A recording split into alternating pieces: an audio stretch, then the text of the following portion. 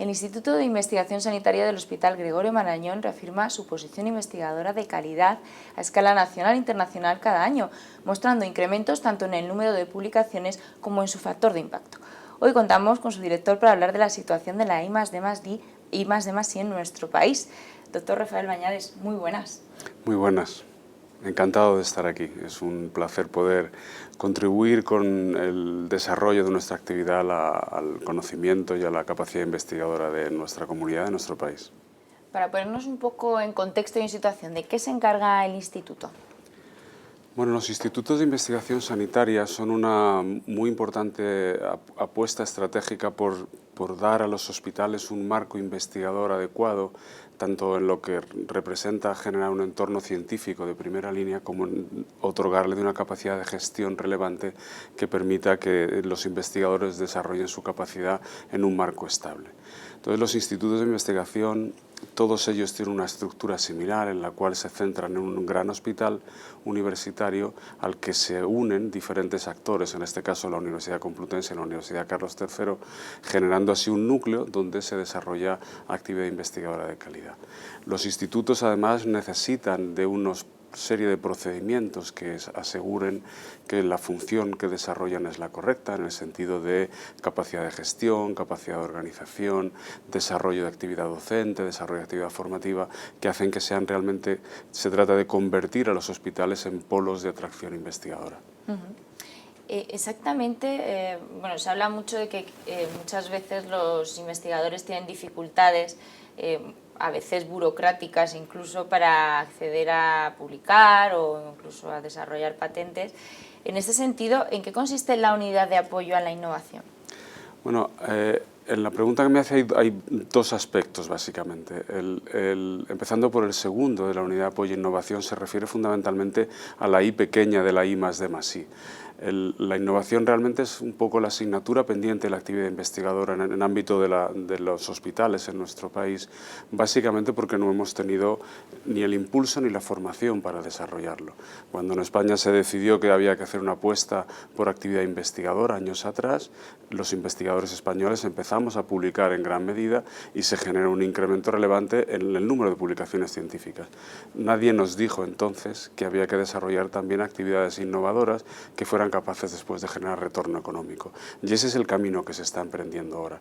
Bueno, pues las unidades de apoyo a la innovación lo que realmente quieren hacer es poner en contexto ese concepto en la actividad investigadora, y lo que hace la unidad es formar a los diferentes profesionales, a los diferentes investigadores acerca de en qué consiste la innovación, qué son actividades innovadoras, cómo se debe desarrollar la actividad innovadora, cuál es el marco legal, regulatorio de la actividad innovadora, y así poder poner la I pequeña en el contexto del cada día. Igual que casi todo el mundo sabe o tiene relativamente fácil cómo es escribir un artículo científico, no es tan fácil ni es de amplio conocimiento cómo se debe desarrollar una actividad innovadora. Una actividad innovadora es un patente, es un registro de propiedad, es una licencia de una determinada invención. Por tanto, este es uno de los principales elementos de la unidad de apoyo en la innovación.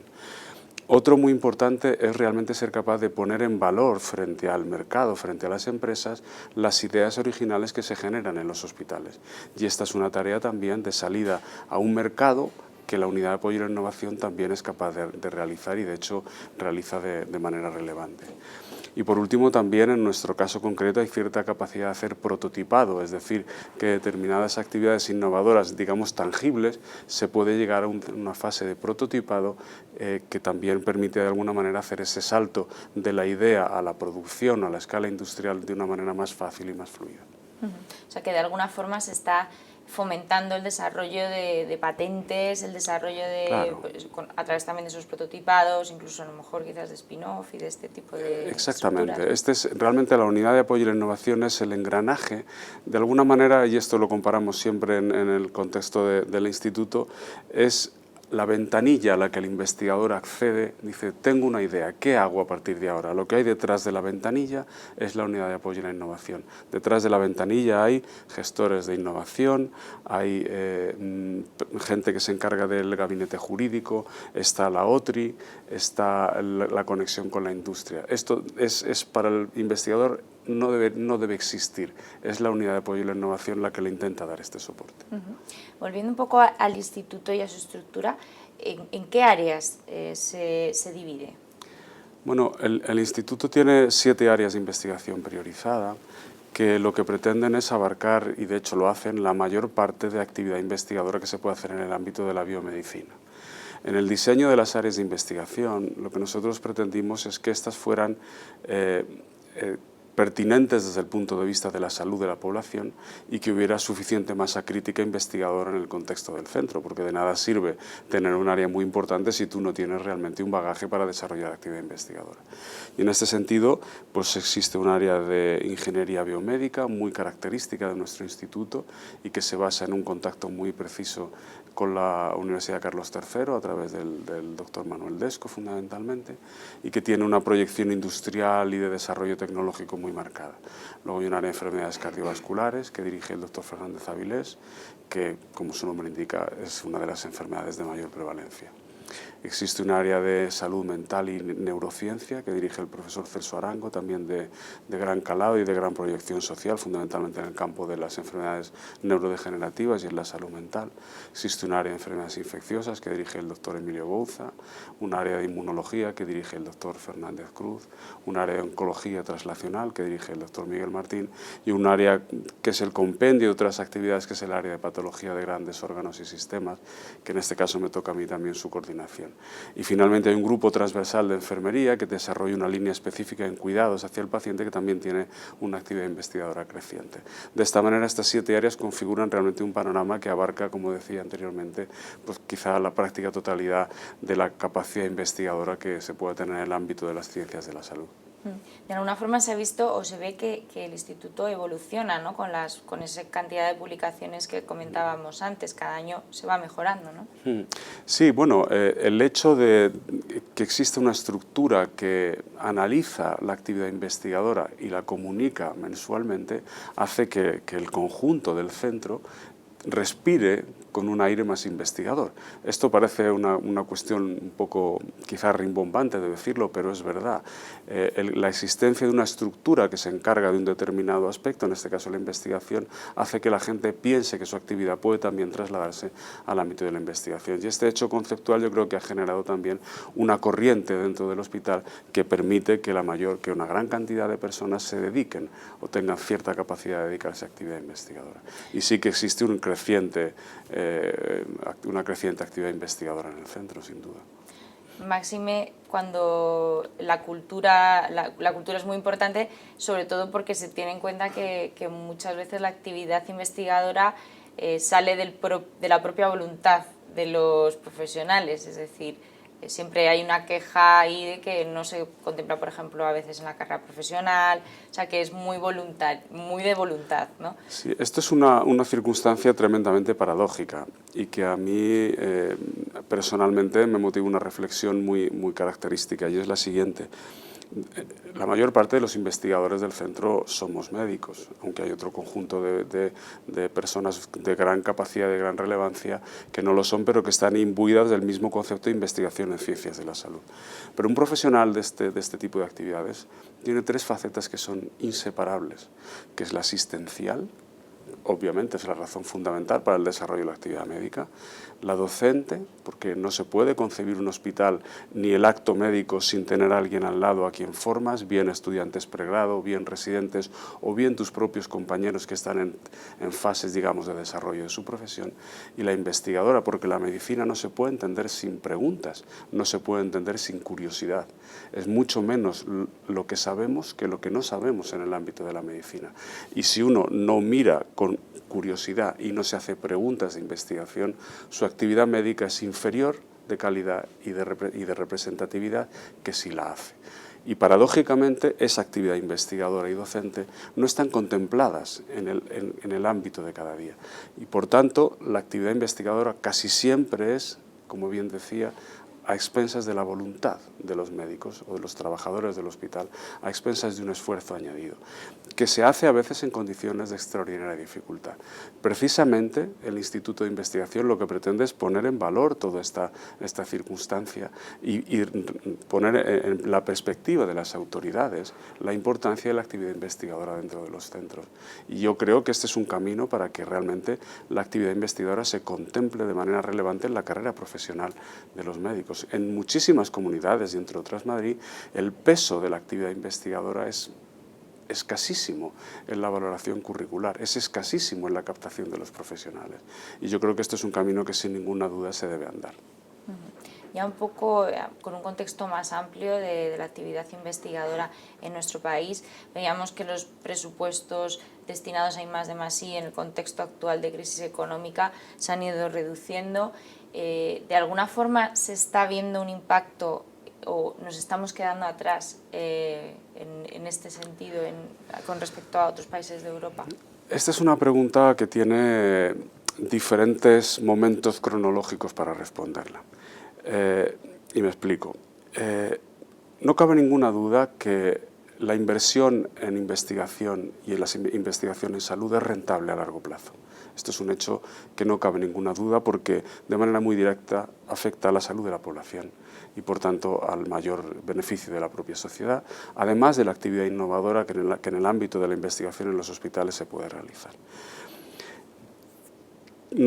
En el ámbito de las ciencias de la salud, el recorte en la capacidad de fomento de la investigación ha sido evidente y no lo ha sido más gracias a que determinados fondos para la actividad investigadora proceden de farmaindustria. Y esto es un colchón de seguridad que ha permitido mantener en ciertos límites razonables la acción estratégica en salud del Instituto de Salud Carlos III, que es el principal financiador en este sentido.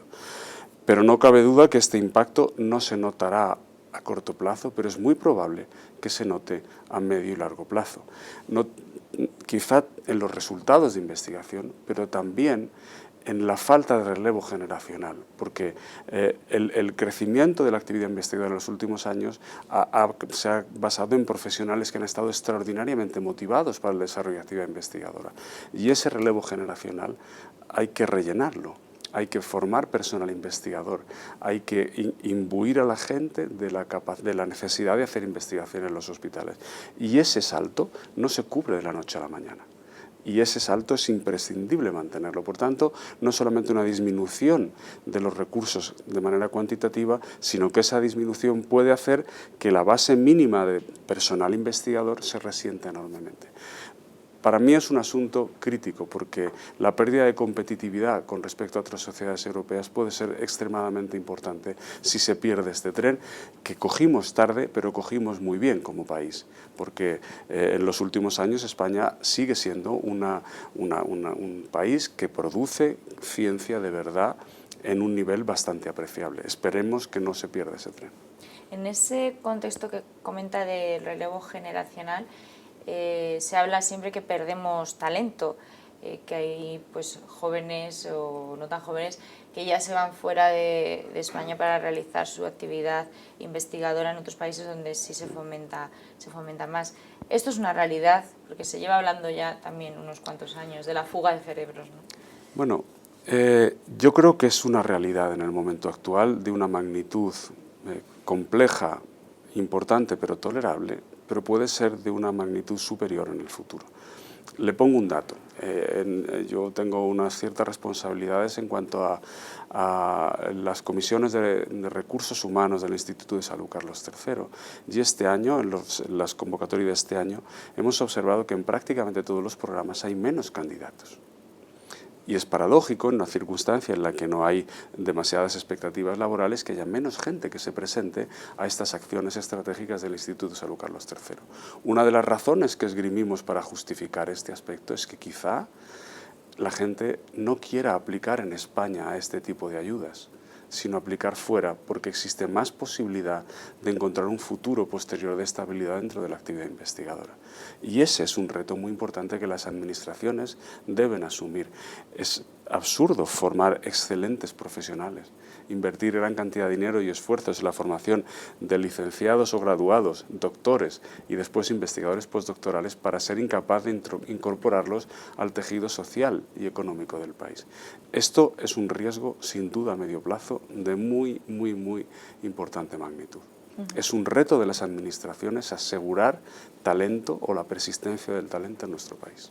En esa situación que comentábamos de la posibilidad de perder el tren, muchos investigadores hablan del horizonte 2020, ¿no? de esa necesidad de ponernos las pilas para alcanzar y hacer de verdad algo que se pueda ir en línea, ¿no?